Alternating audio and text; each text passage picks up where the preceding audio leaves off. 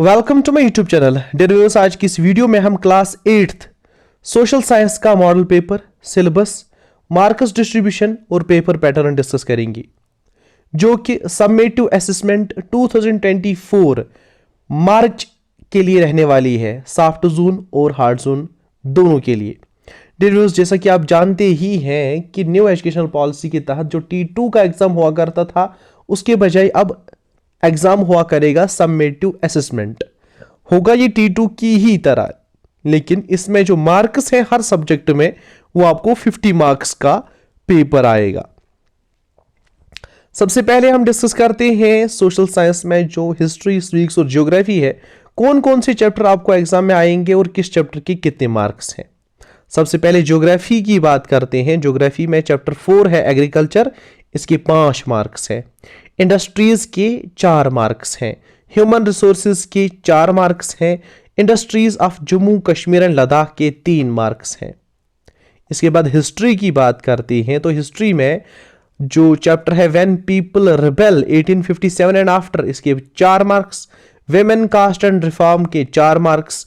The making of the national movement 1870s to 1947, इसके 5 marks.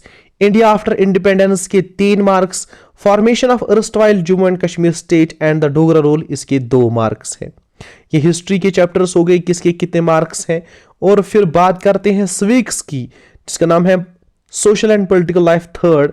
इसमें Indian constitution पहला ही चैप्टर जो है वो भी एग्जाम में है, उसके 4 मार्क्स हैं। Why do we need a parliament, इसके 4 marks. Understanding our criminal justice system के 3 मार्क्स। अंडरस्टैंडिंग मार्जिनलाइजेशन के 2 मार्क्स। और इसके अलावा जो लास्ट चैप्टर है पब्लिक फैसिलिटीज, इसके 3 मार्क्स हैं। और इस तरह यहां पे जो आपका 50 मार्क्स का पेपर है, यह हमने देख लिया किस चैप्टर से कितने मार्क्स आपको एग्जाम में पूछे जाएंगे। अब बात करते हैं पेपर पैटर्न की और मॉडल पेपर की। डियर व्यूअर्स, पेपर पैटर्न की बात करें तो सोशल साइंस में आपको 50 मार्क्स का पेपर आएगा। टाइम होगा 2.5 घंटे और ये क्लास 8th का पेपर है। सबसे पहले आपको बताते चलें कि आपका जो क्वेश्चन पेपर है SST का, सोशल साइंस का, इसके 23 क्वेश्चन होंगे टोटल। और इसके जो सेक्शंस हैं वो 4 सेक्शंस होंगे। 4 सेक्शंस में टोटल 23 क्वेश्चन होंगे। सबसे पहले जो पहला सेक्शन है, सेक्शन A, इसमें आपको 10 ऑब्जेक्टिव्स होंगे। हर ऑब्जेक्टिव का 1 मार्क्स है, यानी ऑब्जेक्टिव टाइप क्वेश्चन 10 होंगे। हर क्वेश्चन का 1 मार्क्स है और ये 10 मार्क्स हो गए। फिर आपको यहां पे सेक्शन B है। सेक्शन B में क्वेश्चन नंबर 11 से लेके 17 तक जो 7 क्वेश्चन है, हर क्वेश्चन के 2-2 मार्क्स हैं। फिर आपको सेक्शन C जो है, उसमें आपको क्वेश्चन नंबर 18 से लेके 21 तक जो क्वेश्चंस पूछे गए हैं, उनके 3 मार्क्स हैं हर क्वेश्चन के। और फिर क्वेश्चन नंबर 22 जो है वो सेक्शन D में आएगा, उसके 5 मार्क्स हैं। फिर क्वेश्चन नंबर 23 जो है वो भी सेक्शन D में ही होगा। इसके आपको जो है 2 पार्ट्स हैं और हर पार्ट के जो है 2 मार्क्स आपको पूछे जाएंगे। अब सबसे पहले ऑब्जेक्टिव्स को डिस्कस करते हैं। सेक्शन A में पहला objective, it was the upper castes who were responsible for the Harijans being unfit today, who said it, किसने कहा, तो ये H.J. खांडेकर ने कहा है। दूसरा question, the so called untouchables prefer to be called Dalits, the term Dalit means, Dalit का क्या मतलब है, इसका मतलब है ब्रोकन फ्रॉम द सोसाइटी। इसके बाद क्वेश्चन नंबर 3 जो है, if a 13-year child is working in a factory manufacturing carpets, which fundamental right is violated, तो 13-year child एक फैक्ट्री में काम कर रहा है जहां कारपेट बन रही है, तो इसका कौन सा फंडामेंटल राइट वायलेट हो रहा है, वो है राइट अगेंस्ट एक्सप्लॉइटेशन। इसके बाद क्वेश्चन नंबर 4 जो है, in Subhash Kumar versus state of Bihar 1991, the supreme court held that right to life is a fundamental right under article 21 the constitution and it includes right to the enjoyment of. तो ये जो right to life आता है article 21 में, इसमें बहुत सारी चीजें आती हैं। राइट टू लाइफ के साथ साथ राइट टू फूड है, राइट टू, इसमें जो इस केस में बोला गया था सुप्रीम कोर्ट के थ्रू, वो था right to pollution free water and air. Question number 5 जो है, when birth rate and death rate are same, जब बर्थ रेट यानी उतनी ही हिसाब से लोग मरेंगे और पैदा भी होंगे, दैट मीन्स पॉपुलेशन सेम रहेगी, पॉपुलेशन में चेंज नहीं आएगी। क्वेश्चन नंबर 6 जो है, mall of Srinagar mega infra project helmed by Dubai based MR group was announced in, कब ये अनाउंस किया गया? तो ये फरवरी 2023 में अनाउंस किया गया था। इसके बाद द टर्म थारा मुहूर्तम मीन्स, यानी थारा मुहूर्तम या थारा मुहूर्तम जो है, इस टर्म के क्या मायने होते हैं? इस टर्म के मायने होते हैं the girl is gifted to her husband. ठीक है। और क्वेश्चन नंबर 8 जो है, Lok Sabha elects the executive, the executive, अब एग्जीक्यूटिव क्या करता है? एग्जीक्यूटिव इंप्लीमेंट करता है लॉज, जिन लॉज को पार्लियामेंट ने बनाया है। इसके बाद क्वेश्चन नंबर 9 जो है, how many members to the Rajya Sabha are nominated by the president, president Rajya Sabha के कितने मेंबर्स को अपॉइंट करता है?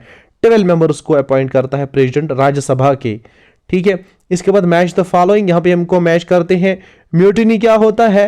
म्यूटिनी होता है जब सोल्जर्स, ठीक है, A1 रहेगा, 1 जो है वो मैच होगा कश्मीरी में, 1 जो है मैच होगा 2 के साथ, यहाँ पे B जो है फॉलो होता है। म्यूटिनी होता है when soldiers as a group disobey their officers in the army. Taiping rebellion कहाँ हुआ? ये चाइना में हुआ, and uprising in the southern parts of China. Majha Pravas जो है, ये एक बुक लिखी है किसने? विष्णु भट्ट गोडसे ने। रेगुलेशन क्या होता है? रेगुलेशन होता है rule made and maintained by an authority. Regulation कोई रूल होता है। तो यहां पे जो फॉलो होता है, आंसर जो है इसका वो है ऑप्शन बी। अब सेक्शन बी में हमारे पास जो शॉर्ट आंसर टाइप क्वेश्चंस हैं, यहां पे मैं आपको बताता चलूं कि अगर आप टेक्सचुअल क्वेश्चन ही सब याद करते हो, बहुत मुश्किल है कि आप क्वेश्चंस अटेम्प्ट कर पाओ। यहां पे ऐसे क्वेश्चंस पूछे गए हैं जिनका आंसर आपको खुद सोच समझ के लिखना होगा, तभी आप इनका आंसर लिख सकते हो जब आपने थारोली, बहुत कीनली आपने टेक्स्ट बुक्स जो है वो पढ़ी होंगी, तभी इनका आंसर लिख सकते हो। तो आई होप, खुदा करे कि ऐसे क्वेश्चंस आपको फाइनल एग्जाम में ना आए, समेटिव असेसमेंट में ना आए, वहाँ टेक्सचुअल क्वेश्चन ही आए, क्योंकि इस तरह के क्वेश्चन सॉल्व करना आपके लिए 8th लेवल के स्टूडेंट्स के लिए बहुत ही ज़्यादा मुश्किल हो सकता है। तो जो क्वेश्चन 11 है, on 15th August 2022 India celebrated 76 years of its existence as a free nation. In your opinion, to what extent has it fulfilled the ideals set out in its constitution? यानी कॉन्स्टिट्यूशन में जो ideals हैं, ठीक है, जो रखे गए हैं, आइडियल्स रखे गए हैं कॉन्स्टिट्यूशन में, उनको किस हद तक इंडिया ने कामयाबी के साथ अचीव किया है, आपकी ओपिनियन में ये लिखना है। तो आप लिखोगे कि सेक्युलरिज्म के आइडियल्स जो है, फेडरलिज्म के आइडियल्स, प्रोग्रेस के आइडियल्स, यूनिटी के आइडियल्स, डेमोक्रेसी के आइडियल्स, एक्स्ट्रा जो आइडियल्स हैं, खासकर जो इंडिया का प्रियम्बल है कॉन्स्टिट्यूशन का, जो वहाँ पे मेन टर्म्स है, आप उनको देख लीजिए कि किस हद तक इनको अचीव करने में हिंदुस्तान जो है कामयाब रहा है। सोशलिस्टिक कंट्री कहा है इंडिया ने, डेमोक्रेटिक कंट्री कहा है, सिक्युलर कहा है, तो ब्रदरहुड वहाँ पे है, वहाँ जो है जस्टिस की बात है। तो आप सोचिए कि क्या ये सारी चीज़ें लोगों को मिल रही है या नहीं मिल रही है, अपनी राय देनी है। आप एग्जाम्पल्स भी खुद के ही हिसाब से देख सकते हो जो आप एनवायरनमेंट में अपने इर्द गिर्द जो है ऑब्जर्व करते हो। इसके बाद question 12, list 2 factors that led to the first Anglo Sikh war in 1846। Anglo Sikh war जो ब्रिटिश और सिख्स के दरमियान 1846 में हुआ, वो क्यों हुआ? 2 रीजंस बताने हैं। एक तो है कि जो पंजाब वाला पोर्शन है, वहाँ पे ब्रिटिश को अनस्टेबिलिटी नहीं चाहिए, वहाँ अनस्टेबल हो गया था। महाराजा रंजीत सिंह के मरने के बाद वहाँ कोई पावरफुल रूलर नहीं था, ब्रिटिश को परेशानी हुई। वहाँ जब इनस्टेबिलिटी हो जाएगी तो वहाँ नॉर्थ वेस्ट से कोई इन्वेडर आ सकता है। इसके अलावा जो रशियन पेरल है, रशियन फोबिया है, वहाँ अफगानिस्तान के ऊपर से रशिया का जो इन्फ्लुएंस है वो बढ़ रहा था, उसको टैकल करना चाहते थे बॉर्डर पे ही ब्रिटिश। एज ए रिजल्ट उन्होंने वार डिक्लेयर कर दिया किनके खिलाफ? सिख्स के खिलाफ 1846 में। तो ये 2 रीजंस आप लिख सकते हो, ज़्यादा मैं डिस्कस नहीं करूंगा, अब आप खुद ही इनके आंसर्स लिखने की कोशिश करोगे। What do you think Jyotirao Phule meant by me here and you there again? जो बॉक्स है आपकी टेक्स्ट बुक हिस्ट्री में, उसमें ज्योतिराव फुले ने कहा ही है कि ये जो अपर कास्ट्स हैं, इंडियन नेशनल कांग्रेस है, ये हमें कहती है कि भैया हमें आप मुस्लिम्स और जो दलित्स हैं, आप हमें हेल्प करो ब्रिटिश के खिलाफ लड़ने में। वंस ब्रिटिश यहाँ से निकल जाएंगे, फिर ये जो हिंदूज हैं, अपर कास्ट्स हैं, ये फिर हमको फिर से अलग छोड़ देंगे, फिर ना तो ये हमारे ना हम इनके रहेंगे। और फिर क्वेश्चन 14 जो है, if you are a member of the parliament MP list 2 questions that you would like to ask. तो अगर आप एमपी होते, मेंबर ऑफ पार्लियामेंट होते, तो कौन से 2 क्वेश्चन आप गवर्नमेंट से पूछेंगे, प्राइम मिनिस्टर से, एजुकेशन मिनिस्टर, हेल्थ मिनिस्टर, किसी मिनिस्टर से आप कुछ क्वेश्चंस पूछना चाहोगे तो कौन से 2 क्वेश्चंस पूछोगे? यानी डेवलपमेंट के रिलेटेड हो सकता है, आप किसी एरिया को रिप्रेजेंट कर रहे हो, आप पूछोगे उसको कि मेरे एरिया में हेल्थ के रिलेटेड क्या हुआ, या कुछ भी क्वेश्चन सोचो आप क्या पूछोगे। तो question 15, what do you mean by the manual scavenging? Manual scavenging क्या होता है? तो जो वो ड्राई लैट्रिन्स इन दलित्स को, अनटचेबल्स को कहा जाता था कि आप ड्राई लैट्रिन्स को क्लीन करो, टट्टियां उठाओ सर पे, उसी को मैनुअल स्कैवेंजिंग कहते हैं। आपने इस वीक्स में पढ़ा होगा। Describe environment as a public facility, आपने पढ़ा ही होगा एनवायरनमेंट एज पब्लिक फैसिलिटी, जो पब्लिक फैसिलिटीज चैप्टर है सिविक्स में। इसके अलावा क्वेश्चन जो है 17, how has the opening of tulip garden boosted tourism industry in Jammu and Kashmir? जो तुलिप गार्डन जम्मू कश्मीर में बनाया गया, श्रीनगर में बनाया गया, तो बहुत ज़्यादा टूरिस्ट्स वहाँ पे आते हैं। तो किस तरह इसने टूरिज्म को बूस्ट किया है, टूरिज्म को बढ़ावा दिया इस तुलिप गार्डन ने, और कितना फ़ायदा जम्मू कश्मीर को हो रहा है, अपने वर्ड्स में लिखने की कोशिश करनी है, क्योंकि ये टेक्सचुअल क्वेश्चंस नहीं है। इसके बाद सेक्शन सी जो है, यहाँ पे आपको याद रखना है, सेक्शन सी में क्वेश्चन नंबर 18 जो है, both the birth rate and death rate of Kenya are high, describe the shape of its population pyramid. तो डेथ रेट और बर्थ रेट हाई है कीनिया में, पॉपुलेशन पिरामिड कैसा बनेगा ये आपको बनाना है, डिस्क्राइब भी करना है। अच्छा, फिर क्वेश्चन नंबर 19 है, had the rebellion of 1857 not broken, what would have been the fate of customary religious and social practices of the people of India. तो आप देखिए किस लेवल के क्वेश्चंस उन्होंने डाले हैं, जो डिटरमाइन करते हैं कि आपका कंप्रेहेंशन पावर क्या है, आप कितने क्रिएटिव हो।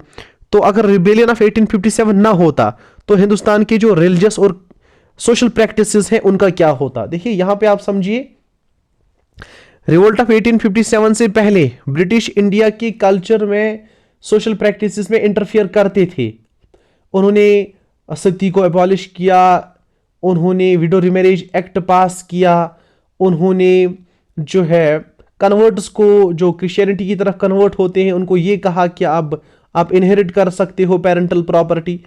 तो वो हिंदुस्तानी मजहब में, हिंदुस्तानी रिलीजन में, हिंदुस्तानी प्रैक्टिसेस में इंटरफियर करते थे।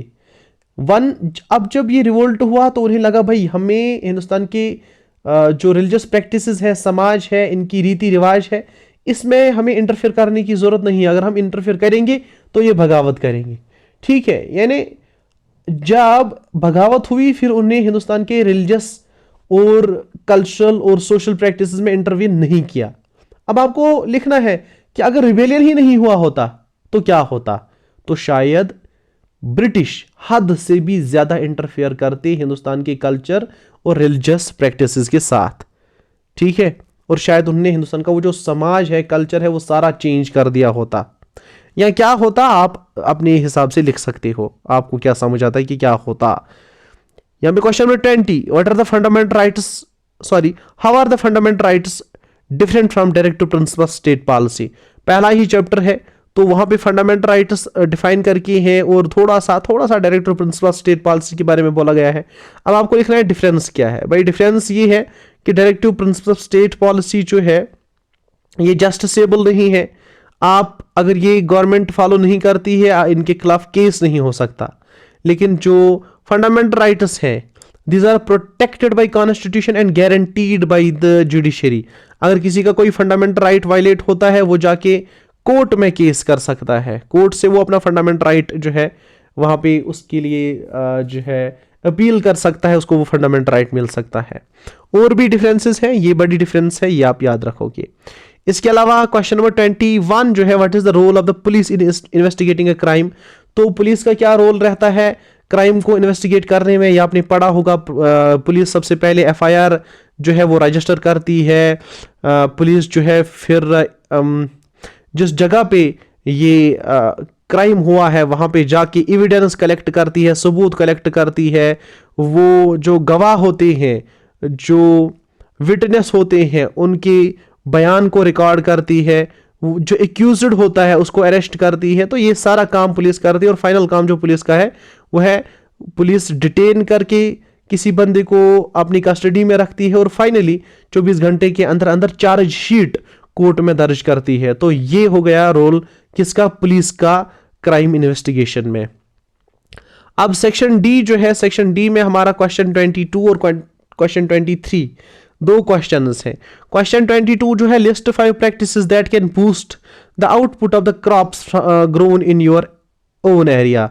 तो 5 प्रैक्टिसेस बोलिए, 5 ऐसे काम बोलिए जिससे क्रॉप्स की प्रोडक्शन इंक्रीज हो सकती है आपके एरिया से, जहां पे आप रहते हैं। वहां हो सकता है जो है राइस कल्टीवेट होता हो, बीन्स कल्टीवेट होती हो, पोटैटो कल्टीवेट होते हो, एप्पल्स कल्टीवेट होते हो, जो भी क्रॉप्स वहां पे कल्टीवेट होते हैं उनकी प्रोडक्शन कैसे इंक्रीज की जा सकती है, वहां से इतनी क्वांटिटी में प्रोड्यूस हो चीजें कि वो एक्सपोर्ट हो, मार्केट में भेजी जा सके।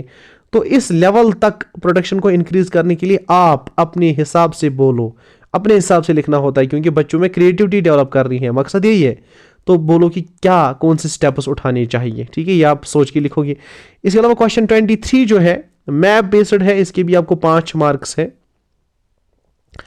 मैप बेस्ड क्वेश्चन जो है, on the outline map of the world locate any 2 major.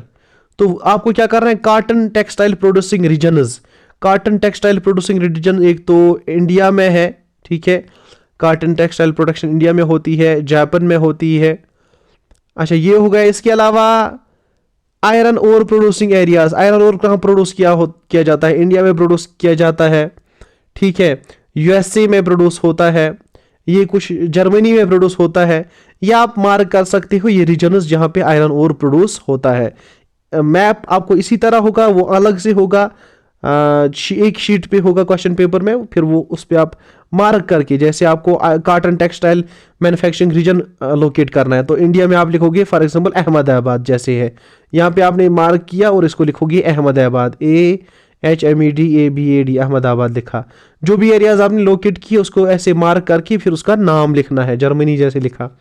तो इस तरह क्या होगा, इस तरह आपका मैप सॉल्व हो जाएगा। फिर जो मैप है उस पे इस तरह मार्क करके वो आंसर शीट में रखना है, रोल नंबर एटसेट्रा लिखोगे, तो ये मैप का जो काम है वो भी हो गया।